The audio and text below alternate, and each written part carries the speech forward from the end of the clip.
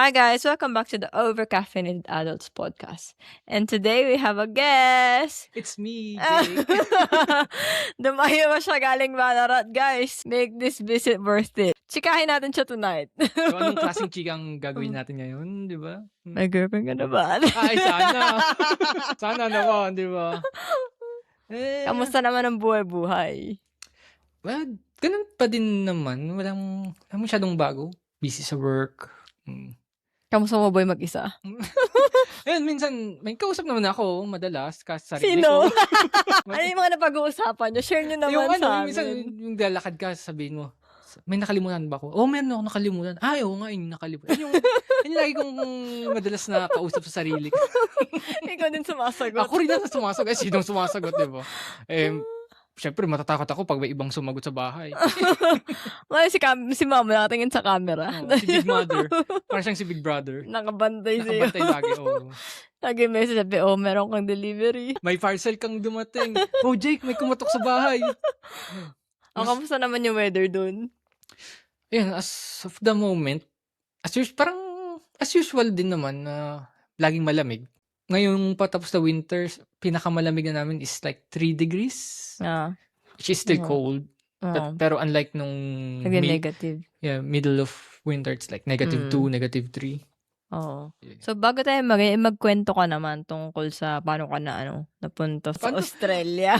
Sa Australia, madali lang. Napunta Napunta ako sa Australia kasi as a tourist, di ba? And then the rest is history. Kwento mo! Well, basta yun, di ba? Pumunta ng Australia para as a tourist lang, di ba? Wala namang planong mag-aral. And then, ako sa inyo, kung Siyempre, para di ka na umuwi. Di Parang di ka na umuwi. Di namin sinabi sa kanya na mag-aaral na siya dito.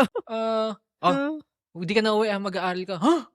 Ako naman bakit ako mag-aaral? Sabi, para rin sa'yo, para sa kinabukasan mo tignan mo naman kung nasan ka na. Kasi try natin. Kasi syempre, nung time na tinanong nila, parang namimiss ko rin kasi mag-aral nun. Tagal ko rin nahinto. Like, nabakante.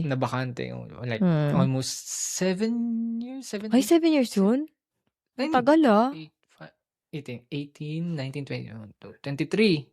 5 years pala. 5 years. Ay, matagal. Matagal din, no? Pero, ang ginagawa mo sa 5 years? Naglulus eh. Adit! Joke. Wala. Sa bahay, sa Philippines, tambay. Video games, maghapon. Siguro, maglalaro ako ng video games like 14 hours a day. Wow, grabe. Every day.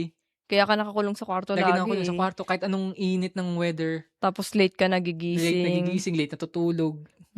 Yeah. Paano yung buhay, no? Parang, well, dun ko rin na parang na-realize na parang, I want something new. Kaso parang, wala akong confidence. Tsaka motivation din. Wala rin motivation. Diba? Alam mo naman, minsan sa Pilipinas, diba, mamaliitin ka rin. So, oo, totoo yan. So, naghantay ng tamang panahon. Buti hindi ka na culture shock. Kasi 'di ba, nakapag-uni ka sa Philippines. Nag-Adamson ka tas Letran. Yes. Very different yung culture ng university doon. Sa university dito, 'di ba? Oo, sobra yan. Doon ko na-realize na sobrang laki ng difference ng culture ng school, ng college, ng university. Kasi sa Philippines, di naman sa paninira, no? Pero parang, alam mo yun, di nawawala sa tao yung lamangan. Oo. Kasi lahat kayo sa Philippines is like, Pilipino. Parang pataasan. Minsan may pataasan, di ba? Walang babaan. Merong hatakan pababa, meron. Pero walang babaan. Oo, totoo yan. Tapos nung nag-Australia nga, di ba, yun, nag-tourist, tapos nag-school. Doon ko na-realize na lahat kami pantay-pantay. Kasi lahat ng kaklase ko, mga international student din. So, lahat kami is equal. And maganda lang din sa naging group of friends ko is yung walang naglalamangan sa amin. Alam mo yun. Walang pikon sa amin. Walang siraan. Tsaka tulungan. Nagtutulungan din kami. Maski sa mga assignment, tulungan kami. Kopyahan eh. Kaya ka nakapason. Joke lang. Joke lang. Well, Yeah, yun nga, kasi siguro naging maganda rin yung naging mga classmates ko, naging Mm. maayos sila, which is good. Buti hindi ka natakot. Well, Kasi 'di ba nung nag-enroll ka mm, dito, hindi mo alam kung anong expect mo, eh. mm. Paano maging kaklase mo, paano yung ano yung first Oo, day oo. feel, First 'di day ba? tapos siyempre First hindi ka magtatagalog kaba akala mo English lahat. oo, English lahat. Hindi ewan ko, nung talagang nag-school ako hindi ako natakot. Hmm, I'm more of parang excited, eh. hmm. Ayun, excited ako and then na-disappoint. Kasi Pilipino na naman ang classmate ko, 'di joke. Akala ko mga classmate ko mga puti, Oh, mga eh, professor niyo? ang profession namin is, if I remember right, Oh, is Nepalese. okey. Oo, Iba naman, oo. iba naman. Pero kaklase lang, Pilipino? Kaklase ko may Filipino, may mga Nepalese din, may Sri Hmm, Lankan. Pero ayun, may time na may naging Viet na ano kami, classmate. Pero parang mabilis lang? mabilis lang, oo. Hmm, Pero yun nga, in the end, nagustuhan mo nagustuhan din? ko rin, oo, kasi actually nakaka-enjoy siya. Hmm, Pero ang challenging part lang kasi is talaga yung paano mo babayaran yung tuition mo. oo, siyempre. Eh, siyempre Kasi international pa international din, mas student, mataas, oo. ang taas ng tuition fee. Oo, Parang ang tuition fee for 2 years parang ano na nasa Pilipinas, eh, 4 years 4-year course na four-year 'no? course na, oo. Pero Totoo yan, dito 2.5 years lang pero grabe yung oo. bigat sa bulsa. Pero sa opportunity naman kasi dito, mas madami Oo, totoo kaysa 'yan, doon, mm. Tapos ayun din yung ano ko, maganda lang din dito is hindi kailangan na may pinag-aralan kang sobrang taas. mm. Ayun yung na-realize ko dito. Sa skills kasi, It's more on skills, tsaka tiyaga. tiyaga, Kung oo. masipag ka magtrabaho, Oo, ayun yung oo. may sipag ka, 'di ba? Yung may ano yun, may nilaga. May nilaga may nilaga 'di may ulam. Oo, 'pag may tiyaga may nilaga, 'di ba? Yun, oo. Oo. Oo, ayun din ayun gano'n dito. Oo, Pero ayun lang talaga kasi nung 'di ba nung una nga naghahanap ako ng work, mm. siyempre nada-down ako sa sarili ko kasi wala akong skills, wala akong pinagtapusan na Hmm, maayos, na malaki. hmm. So, parang yun yung naisip ko nung una Yung kaya parang mentality oo, nung yung dati, mentality parang Filipino nadala mo mentality, pa din, nadala ko, oo, oo, oo. kasi nga kailangan baka nakapagtapos ako, Oo, kailangan mataas ang ganito ko, ganyan, hmm, Pero hindi naman lahat kailangan na may pinagtapusan, na may proof na may oo, pinagtapusan ka. Pero ang kailangan is may proof ka na alam mo yung gagawin mo. oo. Oo. Sa skills mo Regarding din, sa oo. skills na gagawin mo, kailangan alam mo. Alam, Oo, parang ngayon 'di ba, as a chef ako ngayon. hmm, Nagsimula ako as, kitchen hand which is hmm, parang dishwasher sa Philippines. oo, Yun, mga katulong sa kusina. hmm, Nung una ako nagdi-dishwashing ako, ayun lang ginagawa mm, ko and then pinatulong na ako sa prep. mm, Ay ito yung kalagitnaan nung ano ko, school ko din 'to, eh, oo. 'di ba? Sa ano 'to, sa lola Sa na 'to? lola na 'to, Oo, oo. oo. So, dun ako nag-start ng yun, kitchen hand for almost 2 years din. Hmm. Yun. Kailan ka nag-start na pinag-prep-prep nung nandun ka? Actually, parang just a few months after Mabilis kong din, maging kitchen hand, oo. Kasi hmm, nung time nga yun 'di ba nag-aaral din ako ng hmm, culinary. hmm, So, parang gusto rin nilang i-improve yung skills ko which is really hmm. good. Ayun din yung maganda dito, talagang tutulungan ka nila Tsaka sa work. binigyan ka ng chance, Bibigyan ka ng chance. oo. You just need to prove na Kaya mo, kaya mo, oo. So, malaking tulong talaga siya hmm, nung tinulungan nila akong ma-improve yung skills ko. Kahit alam mo yun, sa oo, Pilipinas kasi 'pag sinabing dishwasher ka lang, oo, eh. Wala kang totoo yan. patutunguhan, eh. Dun ka na hanggang Oo, habang oo. buhay.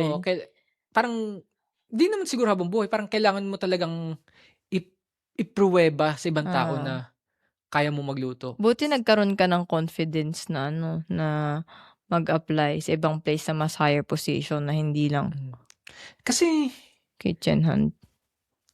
kasi kung same ang a-applyan mong position, Hmm, wala kang matututunan, eh. hmm, Parang same pa rin yung gagawin mo in the next workplace na gagawin mo. So, walang improvement.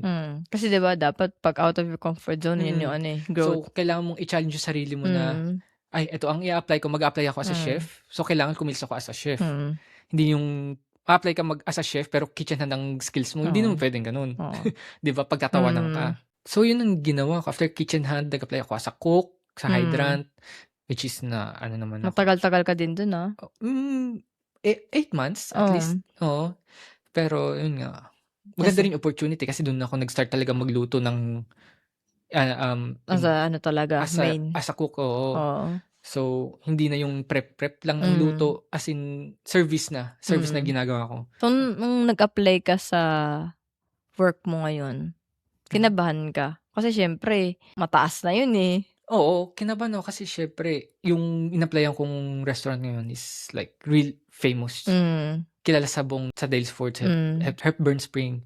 So, yeah, syempre, eto kasi yung in-applyan ko, hindi lang as a cook eh. Oo. Chef de partie na eh. So, mas mataas. Noong una nga ayaw mo pa eh. Noong una ayaw ko pa eh. Pinipilit pa kita, sabi hindi yan Kabado pwede. besi ako Kasi eh. hindi yan yung experience ko. Hindi Sabi yung ko, experience hindi. ko eh. Fake it till you make it. Kaya mo yan. Nung una pa nga, expected ko, magiging commie chef lang ako eh. Tapos, nung una kasi natatakot ako na responsibility. Tsaka kasi sa experience mo dun, feeling ko nakakita sila ng potential sa'yo. I think so. Hopefully, yeah. Kasi, ayun nga, di ba di ka man ina-expect na talagang matatanggap ako sa work na yun. Di ba kasi nga, mataas yun eh.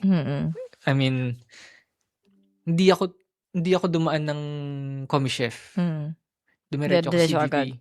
Junior CDP actually. So, alam mo yun, mas mataas ang responsibility. Oo. Which is, napatunayan ko naman, I think. Oo naman. Ang sipag mo nga eh. Talaga ba? Nag-pick up ka ng shift ng mga cover shift lagi sa mga ka-work. Di naman lagi, pero may time. So, ayun nga, yung responsibility is napakalaki. Dun din ako nabigla. Kasi syempre, as a cook, hindi ka masyadong hindi naman masyadong responsible, pero less responsibility ang hawak mo. So, kumbaga, yun, mag-prep ka lang, tapos na. Diba? Mag-service ka lang, tapos na, okay na. Hayaan mo na yung head chef na gumawa ng order list and wala ka nang isipin. Wala ka nang isipin sa menu, paano mo gagawin yung menu. Kasi, pag sabihin naman sa'yo ng chef. Sila na lahat. Ngayon, involved ka na. Ngayon, involved na ako lahat. Papakita lang sa'yo yung menu. Ikaw na bahala gumawa. Ala. Diba? Ipapakita lang sa ingredients. Ito yung ingredients. Ito yung measurement. Ikaw na gumawa. Tapos ngayon, diba? Ngayon, ako na nag-work ng morning. Like, ako na mag-isa. Wow. Morning shift. Ako opening. Clap. Diba? Galing. Tapos papapasukin ako next day, night shift. Tapos kinabukasan, opening shift. Ayun, buti nga Walang tulog. short change ka. Diba? Oo. Ano yung pinaka na-enjoy mo sa work mo ngayon? Hindi ako nag-enjoy eh. De joke. Ba't di ba nandiyan? Hindi ako nag-enjoy eh. De joke. Nag-enjoy ako. Kasi, ang kina-enjoyan ko siguro yung... May audience mo kami. May audience kami. Money daw. Money, yes. Pay rice, please. Hindi pa. Wala pa. Wala pa tayo dyan. Siguro mga next 2 years. Wow. Basta yun nga. So, tsaka nakakilala ka ng ibang Bibilip nga kami sa'yo nung pumunta kami dun one time eh, ni Maybelline eh. Kuya, kakasap mo sila. Wow! English! All the way through, walang Tagalog eh. Diba? Pero nung talaga sa simula, talaga maninibago ka eh. Kasi, diba yun nga, walang Tagalog. Talaga, English. Di ko naman sinabing wala akong alam sa English. Second language ng Pilipino ang English eh. Pero, so, compare dati, mas may confident ka nung kung ano tao. Oo. Unlike dati talaga. Oo. So, anyway, yun nga, kinasayan ko sa work ko ngayon is, parang na-enjoy ko yung ginagawa ko, alam mo yun. Kahit minsan yung mga tao sa paligid mo is nakakairita. In the end, I don't treat them as a coworker. Just to be happy in your workplace, treat them as a humankind. Wow. Totoo, don't treat them as a, like, chef ako, waiter ka, diyan ka lang. Alam mo, parang mamaliitin mo sila. Hindi kasi ganun yung culture din dito. Hindi yun yung culture nila dito. Pero ako, as much as possible, I treat them as a humankind. Parang walang hierarchy. Walang pataasan. Walang pataasan. Alam mo yun, treat everyone with equal respect. Mababa, mataas. Diba? Kahit nga yung mga kitchen hand namin, I don't treat them as a kitchen hand na sa baba ka lang, diyan ka lang. No. Tinitreat ko sila as part ng team. Isa kayo, yeah. Oo. Tulungan. So, kumbaga, pag nakikita ko yung kitchen hand na may maraming hugasin, ako wala naman akong ginagawa, ang gagawin ko, kukunin ko yung mga nahugasan niya. Tulungan mo na. Ilalagay ko, Put isasalansan away ko mo na. na. Oo, ipuput away ko na. 'Di ba kaysa man yung hayaan ko lang siya diyan, wala akong ginagawa, nakatayo lang ako. Oo. Tinitignan ko lang, nakatingin lang ako sa Tama. kanya. So, ayun din yung way para mag-gain sila ng respect for you. Oo, tama. Pero, may mga tao pa rin talagang kupal. Alam mo yung kahit anong yung sobrang respeto na binibigay mo, alam mo yung talagang nirerespeto mo naman eh. Talagang tunay na respeto yung binibigay mo, pero napakakupal. Alam mo Wala parang, talaga eh, no? wala talaga eh. Walang Binigay mo na lahat ng pakiramdam, no? respeto, Manhid din. binigay mo na lahat ng kindness. Ganun talaga, Ganun talaga. Pero, May ganun at may ganun ka talaga. di naman mawala talaga sa workplace yun, pero, hindi naman yun yung magiging point na kailangan ko magbago sa kanya eh. Kill them with kindness na lang. So, yun yung ginagawa ko. Sige, okay. Totoo Di mo yan. ayaw mong gawin, di akong gagawa. Di ba? In the end, wala mawawala sa akin. Totoo yan. Nakaka-proud ka, Jake. Talaga ba? Oo, kasi feeling ko hindi namin nakitang aabot dito kung gano'n ka ngayon. Ako rin, di ko naman alam. Kasi grabe. Hinostage nyo lang ako dito. Pinag-aral nyo kagad ako. Hindi ako ready. Mga brief ko maganda, nasa bahay pa sa Pilipinas eh. Wala Ngayon, na bacon yun. na eh. Bacon na yun. Kasi dati talaga, ang hirap nito, kahit gisingin ng maaga, hindi mo papagising. Tapos ngayon, very responsible na. Minsan di na kailangan ng alarm para mag-work. Oo, nagigising ka na lang. Nagigising na ako kusa. Kung masabihin ka sa ibang tao ngayon, paano mo mako-compare yung Jake noon sa Jake ngayon? Ang laki Dati nun, Jake noon, lasinggero, mukhang adik. Tuyot na yun, payat-payat mo, no? Tuyo. Di ba? Grabe. Payat, ang itim-itim. Di ba? Parang, alam mo yung kahit anong ligo, mukhang hindi naliligo. Di ba? Yung, alam mo yung mas lang yung libag mo, nakadikit sa balat. Yung gano'n. Libag ka na. Yung buong kata mo, libag Yung ka. parang taong libag ka na. Hindi ka na yung tao eh. Taong libag ka eh. Alam mo yun? Yung parang Yung libag parang na naglalakad. hindi yun taong kinapitan ng libag. Oo, Libag na kinapitan ng tao. Ikaw na yung libag na naglalakad. Yung gano'n. Tapos, yung difference talaga is, yun, mga bad habits na wala. So, ayun, naging mas focus ako sa work ngayon. Like, di ko na-focus at the moment just with friends, you know. Kasi more work kasi. More work, kasi laging, busy talaga. Lalo na ngayon. May isang chef na naman na wala sa amin. Umalis. We'll see about it. So, magiging busy ka na naman. Pick up ka ng shift. So, ano man sabi mo sa younger self mo? Gawin mo lang yung ginagawa mo.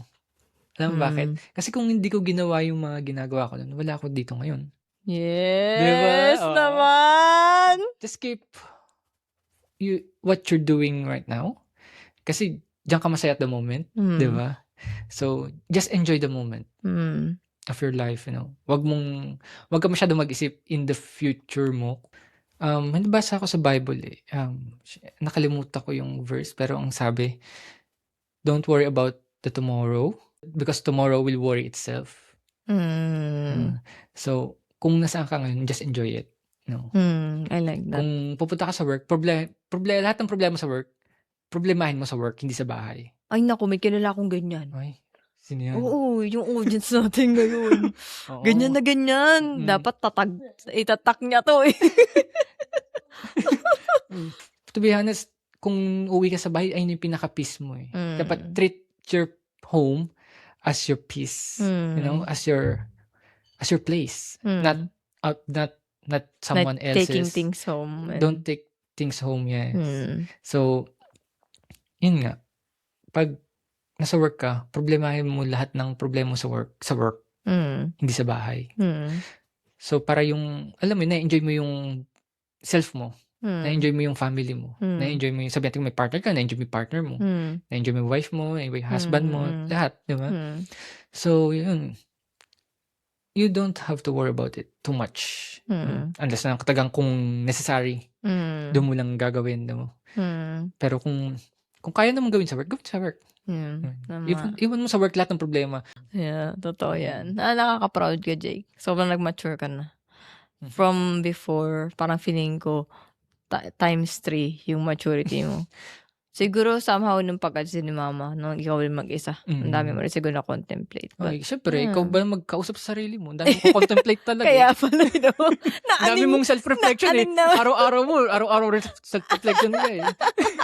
Talagang maaning ka, di ba? Totoo yan. So, before natin i-end yung podcast, we're gonna do a fast talk. Ay. Ang tawag natin ngayon is Chef Fast Talk. Wow. Yan. Choose one lang from the option. Okay. Isa lang. O, sige. Fine dining or street food? Street food. Cooking at home or eating out? Cooking at home. Knife or frying pan? Ooh. Knife. A good knife is always a good knife. Wow! You can cook in anywhere, but you can't cut anything Anything. without a Good proper knife. Wow! So, yan. Michelin star or local favorite? Local favorite. Chef special or customer's choice? Chef special. Wow! Perfect plating or perfect flavor? Perfect flavor. Eto, last one. Cook for Gordon Ramsay or cook for your mom? For mom. Wow! Alam ko na sagot ni Gordon Ramsay. Kay mama na. Wala siyang choice. Kainin mo na. Well, ayun lang tayo for tonight. So, thank you, Jake, for coming here. Thank you for having me. Yes! Alam kong i-drop off mo ako sa bahay sa Ballarat. So, thank you. Mga 1 hour yun. Pero kaya na yan. Okay. Thank you for taking your time. No worries. Until we meet again. Yes! Until next time, guys. Bye, guys! See ya. Thank you for listening. Bye!